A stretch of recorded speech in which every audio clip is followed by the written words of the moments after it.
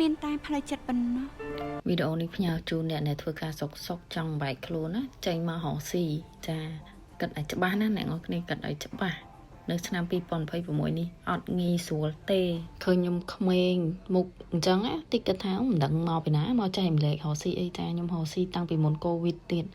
2016ខ្ញុំចេញរកស៊ីហើយអញ្ចឹងឆ្លងកាត់កូវីដរហូតមកដល់ឥឡូវសឹងថាផ្លូវចិត្តរឹងមាំដូចជាងប្រាសាទអញ្ចឹងរឹងមាំខ្លាំងហ្មងពីមុនខ្ញុំគិតថាចេះអូយខ្ញុំលែងចង់រកស៊ីហើយជួបបញ្ហាច្រើនណាពេលជួបបញ្ហាម្ដងខ្ញុំ deep ម្ដងពេលខ្ញុំជួបម្ដងខ្ញុំមានអារម្មណ៍ថាខ្លួនឯង weak ម្ដងហើយរាល់ពេលដែលជួបចេះតែគិតថាចង់ឈប់រហូតមកតឥឡូវខ្ញុំផ្លាស់ប្ដូរការគិតដឹងមិនអីអ្នកនរគ្នា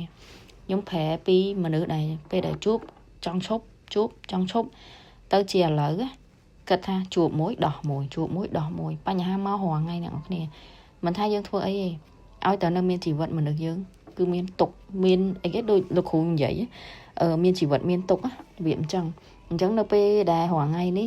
ខ្ញុំតាំងចិត្តអញ្ចឹងហ្មងអញ្ចឹងនៅពេលដែលយើងតាំងចិត្តអញ្ចឹងមានបញ្ហាមកយើងអត់សូវបាក់ទឹកចិត្តអត់សូវរៀងមានអារម្មណ៍ថាយើងធ្ងន់ទេយើងជួបមួយដោះមួយហើយបើយើង prefer ទៅជាអ្នកធ្វើការវិញគាត់ជួបមេតែម្នាក់ឯងមេស្ដីឲ្យគាត់មានអារម្មណ៍ថាអូយ broken in peace នៅខាងក្នុងអីអញ្ចឹងចុះឥឡូវប្រៀបធៀបថាចង់បែកខ្លួនចេញមកធ្វើតកែវិញតកែត្រូវជួបអីគេខ្លះទី1ជួបអតិជនទី2គ្រប់គ្រងបុគ្គលិកទី3យើងត្រូវធ្វើម៉េចឲ្យសេវាកម្ម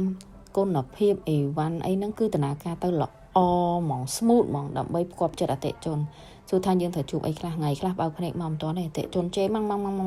កអស់គ្នាមើលមុខខ្ញុំមើល slow អត់តែខ្ញុំអត់ដែរតបភ្ញៀវឆ្លើយទេដោយសារខ្ញុំជាអ្នកលក់ប៉ុន្តែតមកភ្លើអញដាក់វិញណាប្រាប់ឲ្យហើយ